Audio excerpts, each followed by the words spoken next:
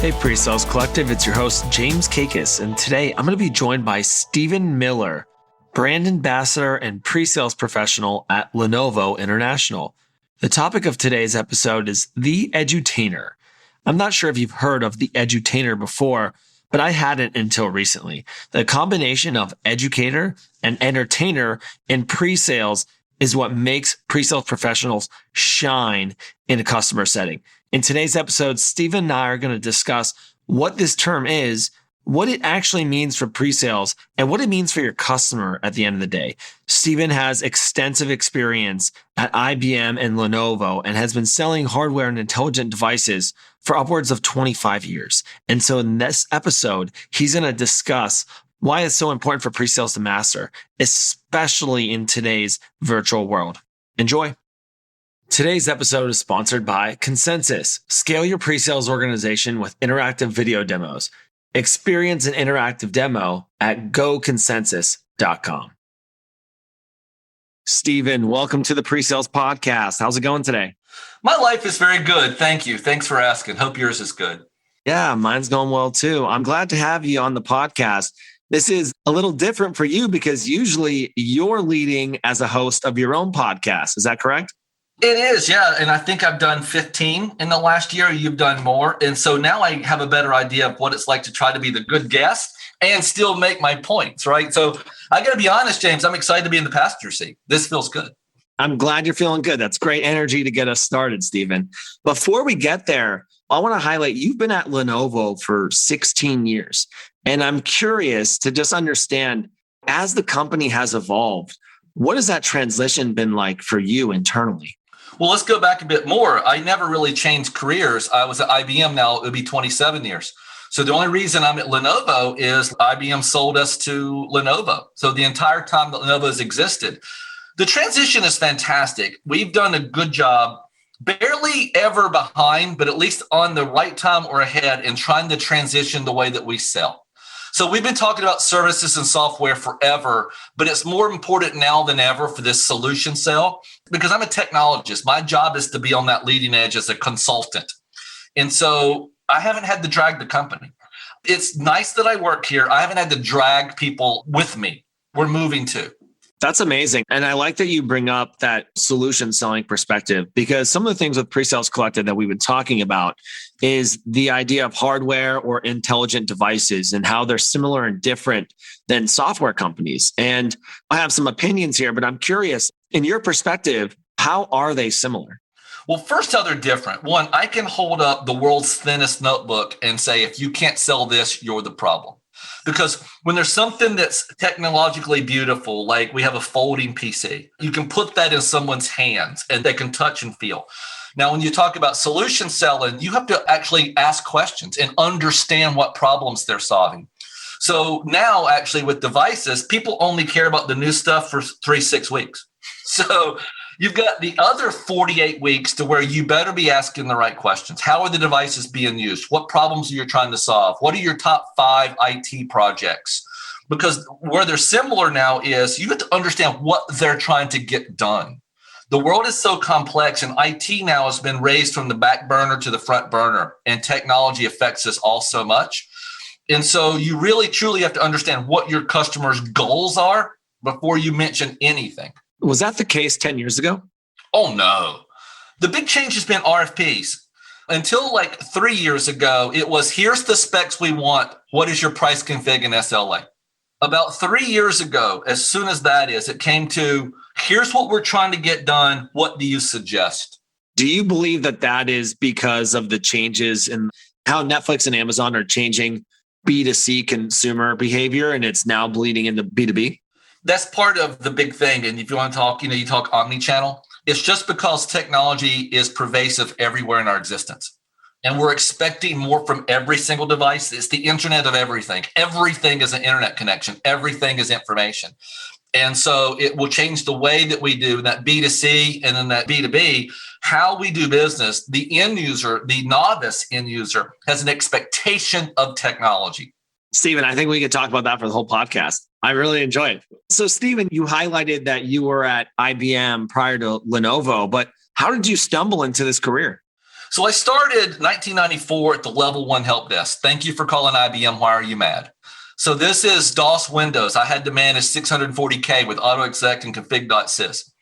And it turns out I had ability to talk. And so when we were at IBM, the big giant IBM Executive Briefing Center wanted to come and show off this massive call center. Well, they found me in a sea of introverts that I could talk. So then all of a sudden, not only have to do my job, I had to explain my job to customers. So 1995, I'm an idiot. I have no clue about any of this, right? And so instantaneous, so not only do I do my job, how do I explain what my job is? So that started a long time ago. Wow. And then how did that transition go? Like, what were you doing from that briefing center onward? So go into then level 2. So I got good at the technical side, became nice, I've increased my geekhood. Then I turned into an instructor at Lenovo. So one of the various courses to help other help desks around the world. And then it moved into doing trade shows. Back when our industry had trade shows, me and a buddy, we were the traveling trade show.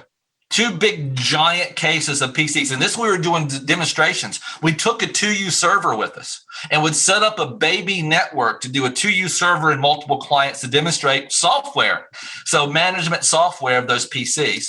And then for 5 years, I was the brand manager for our desktop line. So that evolved because I actually enjoyed this. The briefing center would get me to do every product transition because not all product managers are good at communicating. So I was even doing the products, the notebooks, the server. So then in 2005, when the opportunity came, really when Lenovo bought us, we came up with this idea. An acquisition customer would not travel from the West Coast to the East Coast to a briefing center. For IBM, they might. But for a tiny little Lenovo that they've never heard of, they're not going to travel. So we had to pivot quite quickly and figure out how to take our briefing center experience on the road. So how do you take that, especially for acquisition customers? How do you explain our value prop and make little baby pop-up events and take that value prop on the road? Since 2005, my job has been inside of that. And basically the last 3 jobs I've created inside of Lenovo, or we created for me, because we have a value in this pre-sales. Stephen, what an incredible journey. I love hearing that and hearing your perspective there. This is probably a really good transition into today's topic, which is the edutainer, because you brought this term up to me and I said, this is interesting. I've never heard of this term, but once you explained it, I was like, oh, this is incredible. So let's kind of start from the top. What is the edutainer? Well, you have to both entertain people and give them the information. So no one wants death by PowerPoint. And if you're going to be talking for more than 2 minutes, it has to be interesting. I have to want to listen. It's got to be a story. Now, you better get the facts right. We're in sales. I have to sell things. I'm not on a commission, but we sell. So you have to get them the information. But if you don't entertain them at the same time, make it interesting. And then here's the beauty of it is sometimes they don't even care about your product, but they want you to stay longer because we all know people buy from people that they like. If I can leave and they go, you know what? I remember liking Lenovo. I'll take that next meeting. I've also done my job. So an edutainer, you better educate. But if you don't bring some entertainment value, some energy, some storytelling, some interaction, then, man, you're just send them an email with a PowerPoint attached. I love that you said death by PowerPoint. So, Stephen, you started to do that here at the end, but can you break down some of the elements of the edutainer, especially the entertainment side of it? So you have to pay attention to, one, how's a good comedy presentation work? You have to take people through an emotional roller coaster. You have to make them feel. You have to make them understand that you care. Feelings do matter. You have to make them, hopefully, if you're funny, make them laugh.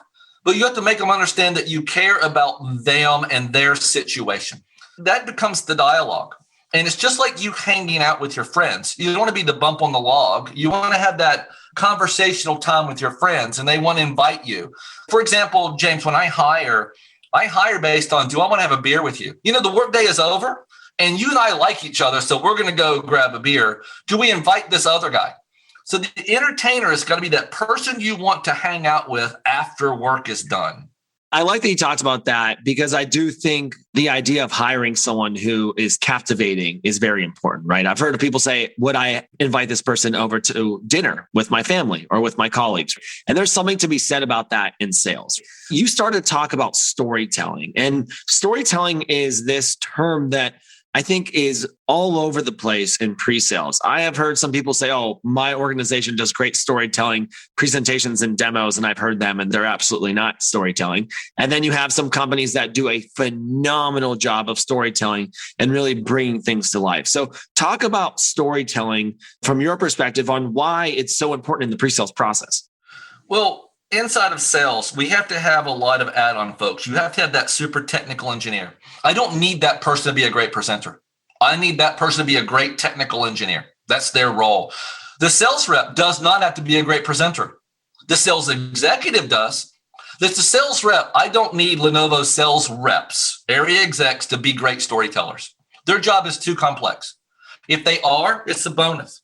Someone needs to be that. And you have to start with the mentality. Now, I don't want to be that freak that goes, we don't call them stoplights, we call them go lights. You don't want to be that weird person, but you can't think of it as a presentation. You have to think of it as a dialogue.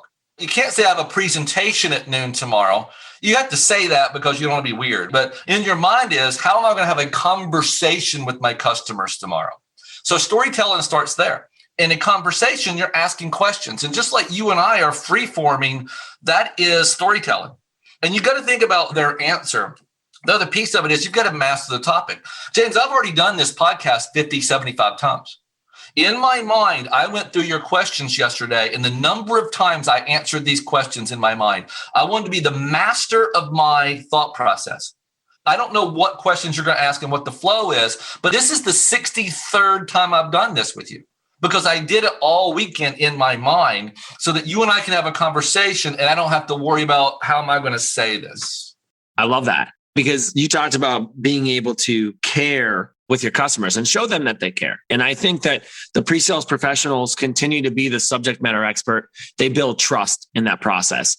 And if you can really showcase how your product or your software, your intelligent device can make these people's lives a lot easier and do it in a very humanistic way where you can lower that barrier, I think that's why people start to feel good. You're presenting, they're feeling good, they can see themselves, they see the benefits of having that. And that's why I think that storytelling arc is so important. Let me ask you a very tactical question, Stephen. When it comes to the entertainment side of pre-sales, it is not always the easiest thing for people to do. And so as a leader, how are you training or enabling your teams to find that within themselves and bring it to life? One, it's not everybody that can do it. It's almost like you can teach anybody to shoot a basketball, but you can't teach anyone to be LeBron. So you have to at least get people up to the base level of teaching them how to shoot a basketball. And so you have to make sure they understand asking questions. A great example, a friend of mine selling a software package, asked for my help mentoring. Saturday morning, we had a conversation. Their sales engineer would go down 15-minute paths on what if they chose Azure. But they never ask, well, what if this customer is an AWS customer? So if you don't ask that question early on and go, hey, have you decided you have a cloud provider? Okay, great. Why did you choose that cloud provider? Because then you have two completely different processes for AWS versus Azure in selling your software. If you don't pause and listen, then get in your mind, how am I going to talk about that path and some of the struggles between the two and which one you choose? So if you're training folks, you've got to get them to understand the importance of slowing down, asking what it needs to do, and talk about other customers that have made that journey, your personal stories. So a storytelling is, I saw this happen, feel, felt, found. I think it comes, James, to feel, felt, found. I understand how you feel. In your situation, I would have felt the same thing. Here's what I've found. There's the basis of your story. I haven't heard of feel, felt, found, but I'm going to start using that, Stephen. That's pretty good. I understand how you feel. And if I heard that for the first time, I would probably feel much excited like you are. And what I've found is we can start to use that in our daily lives if we understand it's there. Feel, felt, found. Well played right there. So, Stephen, I want to continue to dig on the Edutainer part of this a little bit more. You had mentioned that when you do hiring, you hire to find out if you would spend time with that person inside or outside of work. Sometimes someone might interview well, you might believe that they're a good fit. They have those skills and capabilities, but they struggle to get them out. They struggle to make sure that they're conveying that storytelling or they're educating in that sales process. Do you have a specific story or example of somebody who had that type of situation? And what did you do to bring that out of them? Actually, I have. And what I've learned from that and what has worked many times is in the prep. My last email before this, I'm prepping for a customer event tomorrow. And 2 technologies came up that I know about. But I have 2 brand new employees. And as I'm teaching them, I assign them, go learn these 2 technologies and pretend I'm going to be giving you a call tomorrow. And so they're prepping me, even though I actually already know the answers. Inside of that, I'm going to go, well, what was your learning process like? Why do you think that it matters to you? Would you want that? It doesn't matter whether it's hardware or software, right? What does that technology do?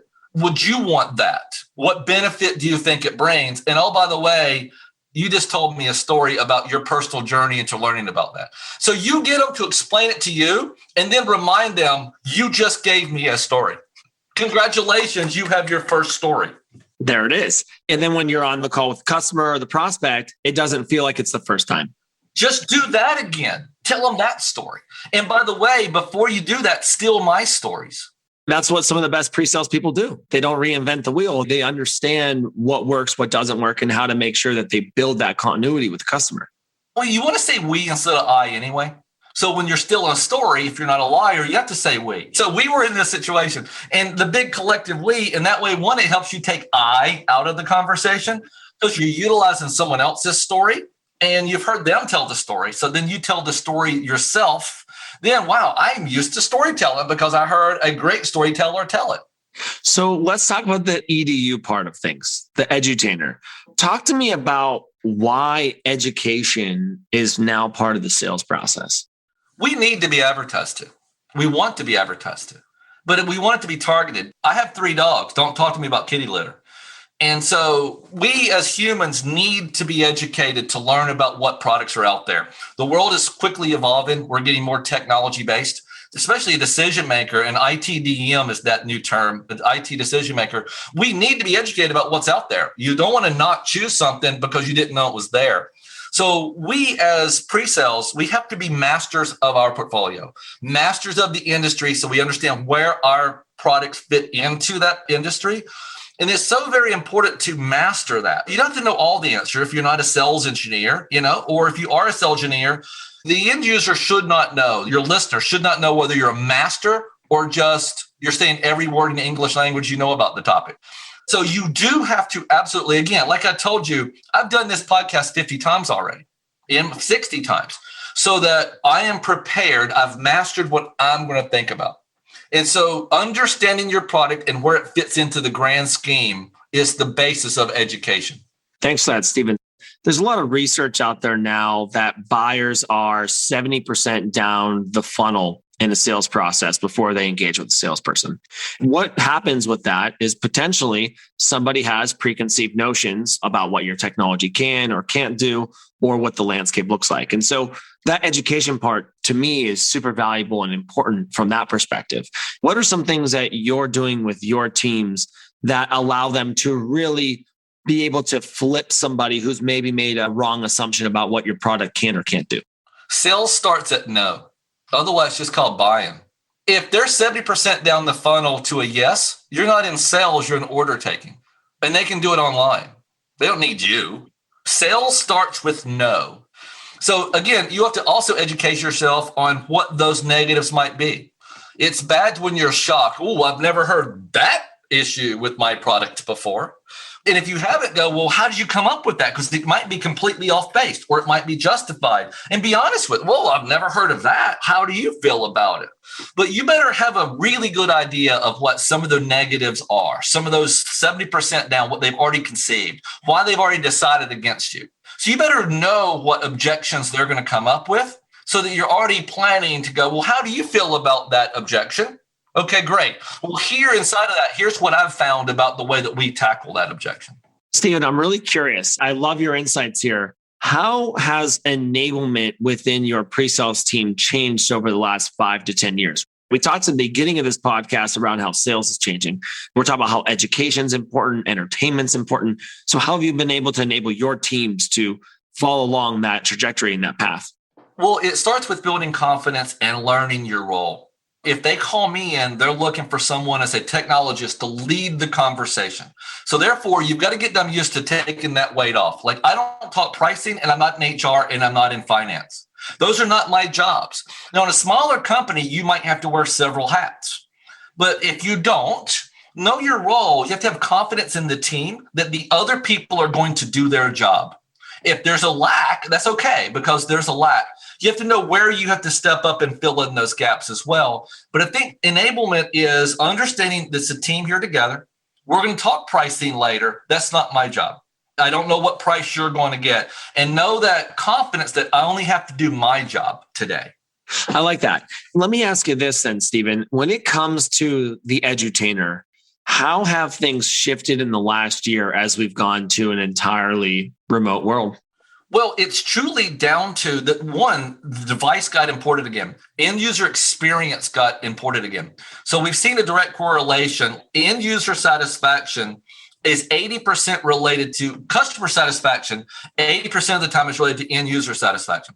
So IT's job is to bring the right tools, hardware, software experience to make the end user pleased so that they can also please the customer. Again, about 3 years ago, we started talking about personas. What is the work experience? How often does this person use this software? What is their typical day like? How much do they use which software? So therefore, what device do they need? So we're talking about what is the software stack, the hardware stack, the backup on personas. And so it's understanding, has this company done that work? Have they figured out how end users work? Is all the software being utilized? What hardware they need to push that through? If you sell them the best software package in the world, but it's a resource hog and they're buying an 8 gig PC, the experience is going to be horrific and you're going to blame the software, the hardware, whatever. So that total solution selling is really important to understand how is this going to be used and make sure you have everything to delight that end user. I love the statistic. Is that something that you guys actually are forward about in your sales processes? We absolutely are, because again, there's a lot. So in this work from home world, forget how you feel for a second, right? Because people feel more productive. 51% of people are more productive in a work from home environment, but 28% are less. So let's round that up to a third. So a third need to be back in the office. Maybe it's personality type, maybe it's job type. But 50% are just as happy, work from anywhere, or happier or more productive. And so we're like that. Well, then how are you going to delight your end users? You've got to give them the right software, hardware. You can't go, yeah, my PC's really slow today. Hold on. Okay. You're frustrated. Anxiety creeps in. You're stressed. There's a deadline. We're understanding more the importance because we have job flexibility too. I can work from anywhere. If I can work from anywhere there, I'm going to go work for the company that gives me a better opportunity to succeed. IT's job is to give the end user the opportunity to succeed in their own role. People want to succeed. People want to do their job. If we help them have the hardware, software config to empower them to succeed, that's the job of sales and IT. I love that you talked about people want to succeed. I have a theory and philosophy anyway that nobody walks into work saying, I'm going to be a D player today. I'm going to be a C- player. I'm not going to do my job well. There's a very, very few amount of people who actually have that intent. Everybody wants to do well at their job. Everybody wants to be happy and successful. And I like that you talked about that it's IT's job to make sure that end user experience is good at the end of the day. I want to ask you one really tactical question from an engagement perspective in the virtual world. Being an edutainer in person versus virtual have similarities yet differences. Do you have any specific tips for those that are potentially struggling to edutain in this virtual setting? Yeah, in virtual, you've got to bring more energy. And actually, it's hurting me, and I'll have to dial it back when I'm in person because you have to bring more voice. You have to bring more excitement, more tone in this so you're not just droning on with the same monotone voice. So I'm struggling now on how I deal with going back in person. So I'm not that infomercial, the slap chop, super wow. It'll fix anything. Just get a can of this. Wait, you look great in this car. So I've got to make sure I tone back down my in-person because virtual, you have to bring a bigger energy. You have to have a dynamic to you that becomes a character. This is not really Stephen. This is my online character. It's me, but I think you have to bring more energy because people can determine whether their camera is on. and you don't know if they're paying attention or if they're on their other screen or keyboard. So you have to be something, you have to catch their attention. Now, you can't go over the top. I would love to make the money that those infomercial guys make, and I could probably become that. But if you're not selling the slap chop or the slab wow or some paste that stops leaks, you can't be at that level, but you have to admire the fact that they bring an extra energy. I like that. And I like that you talk about dialing it down for in person, because it's the truth. I've got to do that, man. I've got to make sure that even when I get excited about something, that I don't become that dude. He was good, but woo, tone him down. So a tactical question here too, Stephen, is that you have to bring the tone, you have to bring the energy, and you have to bring the enthusiasm. What's the right level of engagement in terms of asking prodding questions or asking the audience for dialogue within your sales process? Because you don't know if somebody's actually engaged or not, if their video's on or off. It's similar as being dressed. Be one step better dressed than your customer. You have to adjust to your audience, but have one step more energy. You can't be on an 11 if they're on a 7. You have to be on an 8. So don't be on a 6 when they're on a 7.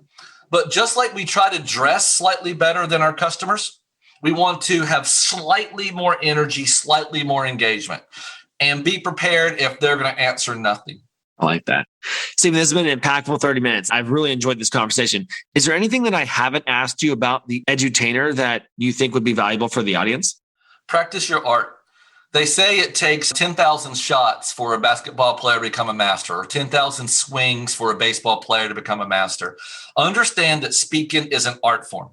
It is also a science. Practice it. Think about it. Talk to yourself. Go through. I think in terms of Lego blocks, like each individual topic is its own little thing. And I think through that little tiny Lego. So each one is mastered so I can click it in where I need to. But take time to think about your art form, your science of speaking. Remove you-knows and ums, and you do that by practicing. Remove wasted words. So practice your art form. Again, I told you, I don't want to say it again, but I've done this podcast in my mind 60 times already. Now, I didn't stop and block off time on my Sunday, but when I'm out working on my bicycle yesterday, I was going through some of your questions. And made you more prepared for the podcast today. I was more prepared because I practiced the art form. Love it.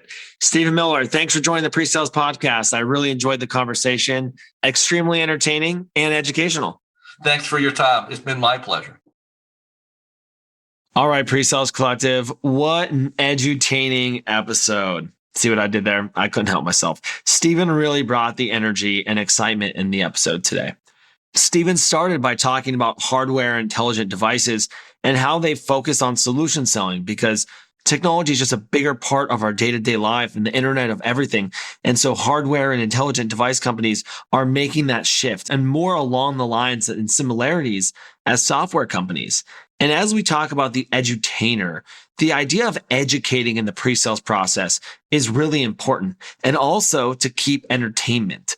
Especially when you look at today's virtual world, we need to be able to stand out. Zoom fatigue and meeting fatigue are real. And so approaching our customer meetings as dialogues and making sure that there's strong intent in terms of how we'll navigate the conversation is really important. And what Stephen said was take it one step ahead when it comes to energy and dialogue in customer meetings. I also thought it was entertaining how he said that if he's in person, he's going to have to dial that back, because tone and voice matter a little bit more in today's virtual setting. Why the edutainer is something that we wanted to talk about is because in pre-sales, we really need to build that trust and that continuity with that prospect and that customer.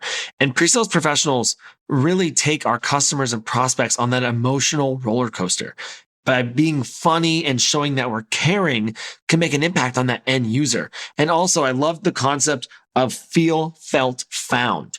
That was something that I went through within the podcast today. And so if you think about approaching your customers with that concept and practicing your art, how many times did Stephen say he went over some of the topics that we were going to talk about on the podcast ahead of time? And so he was prepared, and it didn't feel like the first time that he heard that question or that theme come up on the podcast, and he was prepared, which really came through on the episode. All right, PreSales Collective, I hope you enjoyed today's episode. As always, like and share our podcast. If there's something that resonated with you, go ahead and share it on LinkedIn and tag me and let me know. Otherwise, we'll see you next week.